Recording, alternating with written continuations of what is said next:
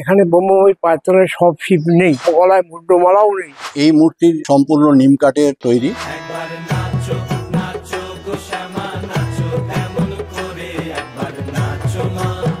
যে কালির রং সম্পূর্ণ লাল আর নিম কাঠ দিয়ে তৈরি, কোথায় রয়েছে দেখুন। আনুমানিক 1860 খ্রিস্টাব্দে এই মূর্তি তৈরি করা হয়। এই মূর্তিটি তৈরি করেন হেমচন্দ্র চিত্রকর। এর বেদী সহ সম্পূর্ণ যে মূর্তিটা একখণ্ড নিম গাছের গুঁড়ি দ্বারা নির্মিত। আমাদের এখানে ব্রহ্মময়ী পায়তনের সব শিব নেই, আমাদের গলায় মুদ্রমালাও নেই। আমাদের কালী রূপেই পুজো করা হয়। সেই নামটাকে আমরা মনমা কালো ভৈরব মধ্যকেরা কালিকা, ওই ব্রহ্মময়ী নয়, এইভাবে আমাদের পুজো করা হয়।